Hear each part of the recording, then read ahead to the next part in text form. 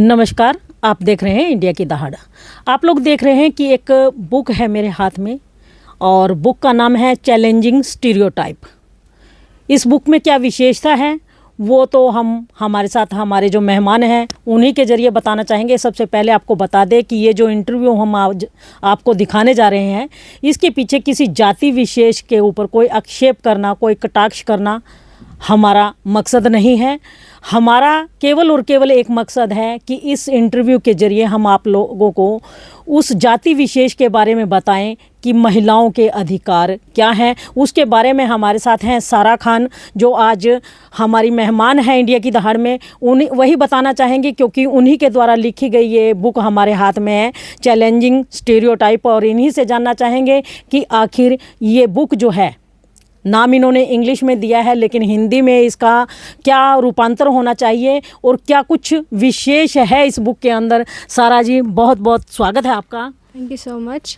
मेरी किताब का नाम है चैलेंजिंग स्टीरियोटाइप्स, जिसमें बताया गया है कि एक मुसलमान औरत के क्या अधिकार हैं और क्या ड्यूटी हैं इस्लाम के तहत। इसमें वो सब चीज़ें जो हैं डिस्क्राइब की गई हैं। इस किताब में मैंने लगभग 15 से लेकर 16 तक के जो चैप्टर्स हैं वो कवर अप किए हैं। वो चाहे एजुकेशन है, शिक्षा है, करियर, जॉब है, प्रॉपर्टी में हिस्सा है। जिस चीज़ को बहुत ही गलत फहमी की नज़र से और बहुत ही घिनौनी चीज़ की नज़र से देखा जाता है, हलाला, उसके बारे में जिक्र किया है। जब निकाह होता है, एक औरत जो निकाहनामा साइन करती है, उसके बारे में मैंने बताया है। और भी बहुत सी चीज़ें जो हैं मैंने इसमें डिस्कस करी हैं। सारा, सबसे पहले किस पक्ष पर आप कहते हैं जो है रोशनी डालना चाहेंगे, प्रकाश डालना चाहेंगे कि महिलाओं के अधिकार क्या क्या हैं, उनका थोड़ा सा खुलासा करके बताइए ताकि महिलाएं जो हैं मुस्लिम समाज से जुड़ी हुई हैं, आप भी मुस्लिम समाज से जुड़े हुए हैं, वो जान पाएँ। क्योंकि अक्सर आज तो बहुत सी जागरूक महिलाएं हैं मुस्लिम समाज में भी, लेकिन ज़्यादातर महिलाओं को अपने अधिकारों को पता नहीं है। तो थोड़ा सा उस पर प्रकाश डालिए पहले। नो डाउट, देखिए कुरान पाक में जो पूरी जो एक सूरा है वो पूरी उतार दी गई है औरतों के हुकूक को लेकर। लेकिन लोग इतने मेरे अकॉर्डिंग अनपढ़ और जाहिल हैं कि वो कुरान पाक पढ़ लेते हैं, लेकिन उसकी ट्रांसलेशन आज तक की किसी ने पढ़ने की हिम्मत नहीं की है। तो अगर कोई वो जान ले तो मुझे लगता है कि वो सब कुछ जो जान लेगा। औरतों के जो अधिकार की बात की गई है, वो औरत एजुकेशन भी ले सकती है। अब जैसे एक कुरान पाक में कहा गया है कि हर किसी के पास जो सबसे पहले वो एजुकेशन ले, तो अगर उसकी ट्रांसलेशन करें वो आता है मैन काइंड। अब बहुत से लोगों को दिक्कत होती है मैन काइंड ओनली मैन, कि सिर्फ मर्दों के लिए, औरतों के लिए नहीं है। तो इस चीज़ में भी काफ़ी मतलब कि चाहे वो हिंदू मुस्लिम पर्टिकुलर रिलीजन नहीं, सारी के सारी वो इस चीज़ को लेकर ना गलत फहमी में चले जाते हैं कि सिर्फ मर्दों को जो है अधिकार है एजुकेशन लेने का। इसके अलावा एक औरत को पूरा राइट है कि अपने प्रॉपर्टी में हिस्सा ले सके। उसके पास इवन ये भी राइट है कि अपना जो लाइफ पार्टनर है उसे कौन सा चूज़ करना है। अगर वो राज़ी नहीं है तो उस निकाह से बिल्कुल मना कर सकती है। और भी बहुत सारे राइट हैं। वो अपने करियर जो भी उसने वो करना है, करियर, जॉब, वट, वो हर अधिकार जो है एक औरत के पास है इस्लाम में। सारा, एक बहुत ही दुविधापूर्ण बात सामने आती है जब ये कहा जाता है कि एक औरत को 3 बार सिर्फ तलाक तलाक तलाक कह देने से तलाक हो जाता है और मर्द उस औरत को छोड़ के दूसरी औरत से शादी कर लेता है, जबकि औरत नहीं चाहती है। ये क्या है? मतलब अगर कुरान शरीफ के हिसाब से हम जाना चाहें, कुरान शरीफ में जो कुछ लिखा हुआ है, क्या ये जायज़ है? देखें, जब निकाह होता है तो उसमें निकाहनामा होता है। लगभग उसमें 27 से 28 तक के कॉलम्स होते हैं। तो उसमें हर एक जो डिटेल से नाम, पता, एड्रेस, हक महर भी 2 तरह के होते हैं, मोस्ट ऑफ को नहीं पता, मुअज्जल और मुवज्जल, जो अपने लाइफ टाइम में आप ले सकते हैं, और या फिर जब डेथ हो जाए हस्बैंड की, या फिर ये जो आपकी शादी एंड होने जा रही है, डिवोर्स वट, उसकी वजह से तब आप ले सकते हैं। और भी बहुत सी चीज़ें खुला के बारे में भी। लेकिन कई बार लोग जो है इसे कटवा देते हैं ये सोच के कि ये गलत है। तो मेन चीज़ मुझे जो यहाँ पे दिक्कत लग रही है ना, अगर एक औरत अगर अपना निकाहनामा पढ़ने बैठ जाए निकाह के वक्त, तो मेरे ख्याल से एक औरत ही आवाज़ उठाएगी कि ये इसने तो बेहयाई फैला रखी है। तो कहीं ना कहीं औरतें खुद को ही औरत दबा रही है ये चीज़ें। मतलब कहीं ना कहीं निकाहनामा पढ़ने के बाद ही एक औरत को निकाह करना चाहिए, यही बात जाहिर है? जी बिल्कुल, क्योंकि आप जब बिज़नेस स्टार्ट करने जा रहे हैं, आप बॉन्ड वगैरह जाहिर सी बातें पढ़ते हैं, इतनी अकल होनी चाहिए। तो आप निकाहनामा को क्यों नहीं पढ़ रहे? आप जब बिज़नेस करने उसे पढ़ रहे हैं, निकाहनामा तो निकाह जो आप कर रहे हैं पूरी लाइफ है आपके ऊपर, आपने किसी के साथ अपनी ज़िंदगी बितानी, फिर बच्चे भी हैं, बहुत सी ऐसी चीज़ें हैं, पूरी लाइफ आपकी इस पर डिपेंड करती हैं। तो इतनी अकल होनी चाहिए कि आप एटलीस्ट अपने रूल्स रेगुलेशन जान लें जो आपके राइट्स हैं। अच्छा, अभी एक बात आपने की हलाला को लेकर के। हलाला आखिर है क्या? कहते हैं कि सुनने में ये आया है, हलाला अगर करती है एक औरत, अगर अपने पति से उसने तलाक ले ली और दोबारा उसके पास जाना चाहती है तो पहले अपने ससुर से या जेठ से उसको शादी करनी पड़ेगी, उसके साथ एक रात गुजारनी पड़ेगी। क्या यही है हलाला? जी नहीं, हलाला मतलब कि अच्छा, जब मैं ये लिख रही थी किताब में तो इससे पहले ना सितंबर अक्टूबर में मैंने लिखनी स्टार्ट करी है।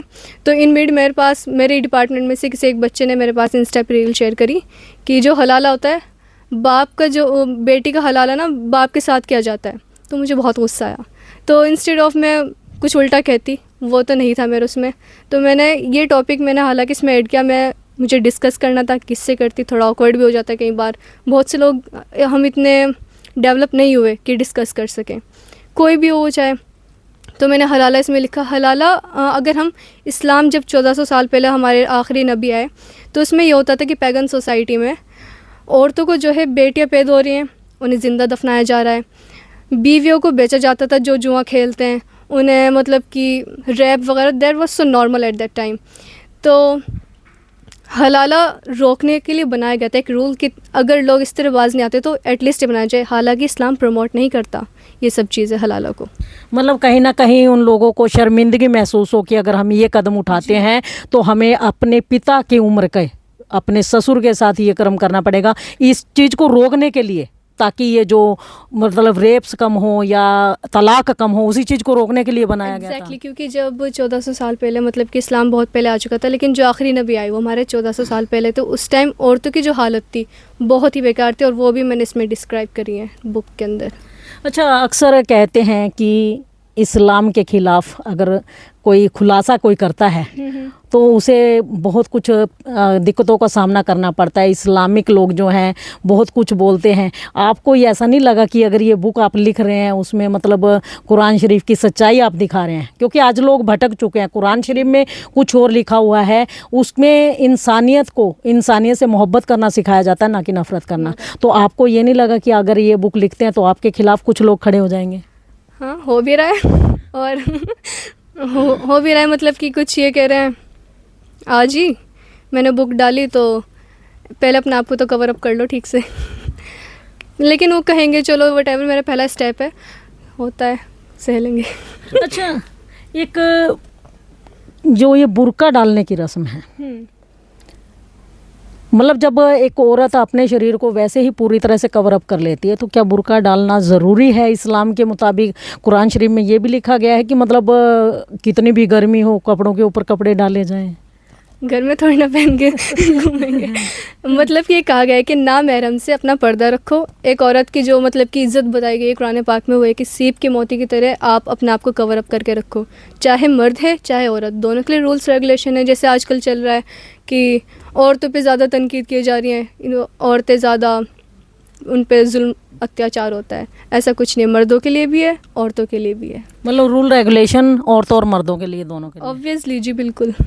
अच्छा, कुरान शरीफ आपने पूरी पढ़ी है और हमने पढ़ी नहीं है, लेकिन ये जो कहा जाता है कि मुस्लिम समुदाय के जो लोग हैं, बाकी जितने भी समुदायों के लोग हैं, उन्हें काफिर मानते हैं, ये कुरान शरीफ में लिखा है, ये कहाँ तक जायज़ है? पहली बात मैंने इस पर डिस्कस नहीं किया इस बुक में, लेकिन मैं फिर भी कहूँगी, अभी जो कुरान पाक में जो स्टार्टिंग में लोग कुरान पाक पढ़ते हैं लेकिन उसकी ट्रांसलेशन नहीं पढ़ते, तो बहुत फ़र्क है। अभी भी आप चलें अगर सर्वे करें तो 90% लोगों ने पढ़ा ही नहीं ट्रांसलेशन उसका। तो मैंने पढ़ा था, और काफिर उनको कहा गया जो अल्लाह पे यकीन नहीं रखते, लेकिन उनको भी काफिर नहीं कहना चाहिए। That's it. नहीं, अल्लाह, और देखिए हर धर्म में अल्लाह तो नहीं कह पुकार सकते। हिंदू हैं तो कोई राम जी पुकारेगा, कोई कृष्ण पुकारेगा, अगर क्रिश्चियन है तो यीशु में पुकारेगा। तो क्या मतलब है, कोई अल्लाह नहीं कहेगा? भगवान तो एक ही है। अगर अल्लाह भगवान, अगर वाहिगुरु की बात करें, वो तो एक ही है। तो क्या मतलब एक धर्म को दूसरे धर्म पे कटाक्ष करने की अनुमति दी गई है ये कुरान शरीफ में? इस्लाम स्टार्टिंग में, टू बी ऑनेस्ट अगर मैं बताऊं तो मैं जब 8th क्लास में थी तो मैंने ट्रांसलेशन अपनी जो पढ़नी स्टार्ट करी थी, तो उस टाइम पे मेरी उर्दू इतनी अच्छी नहीं, तो मैंने 2 साल बैठ के इम्प्रूव करी, और जब मैं 10th में आई तो मैंने अपनी स्टार्ट करी। मुझे लग रहा था कि इसमें ये होगा वो होगा, तो कुछ तो नबियों के बारे में बहुत ज़्यादा बताया गया है। और तो डैडी, जब मैं 6th या 7th में थी तो डैडी ने मुझे 2 किताबें गिफ्ट करी थी डॉक्टर इम्तियाज़ अहमद की, जिसमें बताया गया था कि कुरान पाक तुम्हें क्या सिखाता है, और वो है वे ऑफ लिविंग, आपका मतलब कि नेचर कैसा होना चाहिए। तो इस्लाम जो है सबसे ज़्यादा तवज्जो अखलाक पे देता है, आपका बिहेवियर कितना अच्छा होना चाहिए। इस्लाम कभी ये नहीं कहता आप कभी ज़बरदस्ती किसी से कन्वर्ट वगैरह करवाएं, इस्लाम कभी भी इस चीज़ की इजाज़त नहीं देता। इस्लाम एक पीसफुल रिलीजन है, और आजकल पीसफुल के नाम से काफ़ी मीम बनाए जा रहे हैं। अच्छा सारा, ये जो बुक है इसके अंदर और क्या कुछ टॉपिक लिए गए हैं मेनली जो आप बताना चाहेंगी पब्लिक को? इसमें कई सारे टॉपिक लिए गए हैं। एक तो जो मुझे सबसे ज़्यादा ज़रूर बताना था वो था निकाहनामा। निकाहनामा, मैंने 1000 निकाह देख ली अपनी लाइफ में, लेकिन कभी किसी औरत को निकाह पढ़ते हुए, वो निकाहनामा पढ़ते हुए नहीं देखा। तो ये ज़रूरी है, तो इसको मैंने काफ़ी डीपली और बहुत अच्छे तरीके से इसको डिस्क्राइब किया है। शादी मतलब कि क्या प्रोसेस है, कहते हैं कि 7 जन्मों का बंधन है। तो मैंने उनकी डॉक्टर इम्तियाज़ अहमद की पढ़ी थी, उन्होंने कहा था कि 7 जन्मों का नहीं, हम एक ही जन्म में निभा लेंगे। और ये बिज़नेस कह लो आप, वट जो भी कहना है, जब तक कि आप निभा रहे हो निभाते चलो। जैसे आप बिज़नेस में, पार्टनरशिप में आपको लगता है कि हम निभा नहीं पा रहे तो आप डिवोर्स ले लेते हैं, दैट्स ऑल। इसमें मैरिज के बारे में जिक्र किया गया है, एजुकेशन के बारे में कितनी ज़रूरी है, इस्लाम में कितनी मतलब कि इन्फ्लुएंशियल मुस्लिम वीमेन हुई हैं। मुझे बहुत से लोग कहते हैं ना कि इस्लाम में जल्दी जल्दी शादी कर दी जाती है, पढ़ाया नहीं जाता। मैंने 10 से 15 मतलब कि उन्हें बताया है जो पुराने वक्तों में हुई हैं, बहुत ज़बरदस्त उनकी पर्सनैलिटी है। आज के टाइम की बहुत लंबी लिस्ट थी, तो मैंने सिर्फ टॉप 10 ही चुनी जो आज के टाइम में है। हैदराबाद की 5 लड़कियां हैं, तो उन्होंने अपना बिज़नेस स्टार्ट किया है। अभी आपने कहा था कि हिजाब ही पहनना ज़रूरी है, तो हिजाब पहन के ही वो कर रही हैं। और मुझे कहीं ना कहीं लगता है अपार्ट फ्रॉम रिलीजन कि हम ना वेस्टर्न को ज़्यादा अपनाते जा रहे हैं। अब हमें मॉडर्निटी अपने जो नज़र आने लगे ना कि हम मॉडर्न हैं, अपने कपड़े उतार के हाफ़ ही पहन के हम अपने आप को मॉडर्न, अपने आप को कॉन्फिडेंस, अमीर ज़ाहिर करेंगे। नहीं, आप पूरे लिबास में भी अपने आप को अमीर, और सारी बात है आपकी जहनियत। तो देखिए सारा खान हमारे साथ थी और उन्होंने बताया कि चैलेंजिंग स्टीरियोटाइप जो है बुक है, ये उन महिलाओं के ऊपर जो कि कहते हैं मुस्लिम समुदाय से संबंध रखती हैं, उनके अधिकार क्या हैं, उन अधिकारों को वो इस्तेमाल कैसे कर सकते हैं। सबसे पहले अगर एक महिला को निकाह करना है तो निकाहनामा ज़रूर पढ़ना होगा, अगर अपने हकों की रक्षा वो करना चाहती हैं, क्योंकि निकाहनामा के अंदर ही उनकी सारी ज़िंदगी का सार आ जाता है। इसी बात को लेकर के सारा खान ने ये जो बुक लिखी है। सारा जी, एक बात और पूछना मैं भूल गया, आपने ये जो बुक लिखी है इंग्लिश में लिखी है जी। सभी तो इंग्लिश नहीं समझ पाते हैं, पढ़ नहीं पाते हैं, तो क्या इसका हिंदी में रूपांतर भी करेंगी आप? जी हाँ बिल्कुल, क्योंकि जिस टाइम क्योंकि ये बात राज थी, किसी को भी नहीं पता था, सिंगल पर्सन को,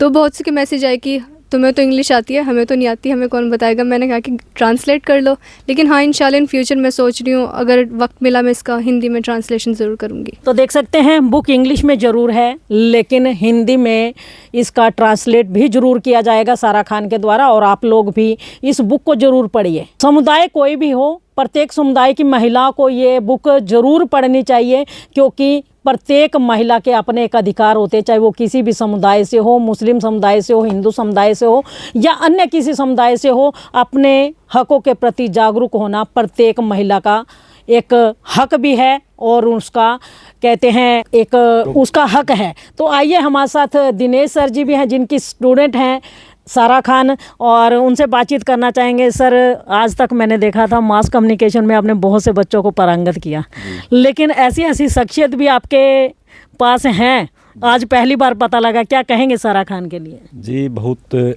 शानदार गुड़िया है, और मैं तो उम्मीद करूँगा कि मेरे पास ज़्यादा से ज़्यादा ऐसे स्टूडेंट आएँ। और अच्छी बात यह है कि मुझे जो लगता है, मैं कई बार बच्चों को एग्जांपल देता हूँ कि जब भगत सिंह, जिनको हम आज युवा जो अपना आइडियल मानते हैं, जब उनको फांसी दी गई तो उनकी एज मात्र 21-22 साल रही थी, और उस टाइम में उनका चीज़ों को देखने का नज़रिया, लोगों को अवेयर करने का तरीका बहुत ही शानदार है। मैं तो ये कहता हूँ कि हर युवा भगत सिंह को ज़रूर पढ़े। यह गुड़िया कहीं ना कहीं जिस भी तरीके से इंस्पायर हुई है, एक बहुत शानदार टॉपिक पे इस गुड़िया ने लिखा है कि मुस्लिम महिलाओं के अधिकार क्या हैं। मैं किसी भी रिलीजन या किसी भी कास्ट की बात नहीं करूँगा, मैं बस इस गुड़िया को इसलिए अप्रिशिएट करूँगा कि महिलाएं किसी भी धर्म की हैं, उनको अपने अधिकारों के प्रति अवेयर होना पड़ेगा। चाहे वो मुस्लिम है, चाहे वो हिंदू है, चाहे वो क्रिश्चियन है, चाहे वो सिख है, चाहे वो बुद्धिस्ट है, कोई भी है, उनको अवेयर होना पड़ेगा। और जिस आधुनिकता के दौर में हम जी रहे हैं, जहाँ हम एक बात ये कह रहे हैं कि महिलाएं हमारे कंधे से कंधा मिलाकर चल रही हैं, तो इस पितृसत्ता समाज में भी इस चीज़ को और ज़्यादा बढ़ावा देना पड़ेगा कि हमें महिलाओं के अधिकारों की भी बात करनी चाहिए, चाहे वह किसी भी धर्म की हैं। तो देखिए दिनेश सर जी हमारे साथ, और आपको बता दें कि समय समय पर इनके द्वारा शिक्षित किए गए छात्र हमारे पास भी आते हैं, और इनके द्वारा जो शिक्षा बच्चों को दी जाती है वो केवल और केवल इनके सब्जेक्ट को लेकर के नहीं, अपितु समाज के प्रति अवेयर करने की शिक्षा भी बच्चों को दी जाती है। जैसा कि इस बच्ची का आपने सुना कि किस तरीके इन्होंने महिलाओं के हकों की आवाज़ उठाने के लिए, महिलाओं के हकों को सुरक्षित करने के लिए, या महिलाओं तक ये आवाज़ पहुंचाने के लिए कि उनके अधिकार क्या हैं, उसके लिए एक बुक लिख डाली। और अगर ऐसे ऐसे बच्चे कहते हैं वो किसी भी समाज के हों, अगर निकल करके सामने आते हैं तो जाहिर सी बात है कि आने वाले समय में एक जागरूक समाज जो है बहुत अच्छे से डेवलप हो सकता है, और बहुत अच्छे से समाज के अंदर जो कुरीतियाँ फैली हुई हैं उनसे मुक्ति पाई जा सकती है। क्योंकि एक जागरूक परिवार ही, कहते हैं महिला ही नहीं अपितु पुरुष भी अगर जागरूक होते हैं तो एक जागरूक परिवार ही, एक जागरूक समाज ही जागरूक अवस्था में रह करके तमाम समाज का सुधार कर सकते हैं। और ऐसे समाज सुधारकों की हमेशा से समाज में ज़रूरत रही है और आने वाले समय में भी रहती रहेगी, क्योंकि जागरूक व्यक्ति ही समाज को जागरूक कर सकते हैं।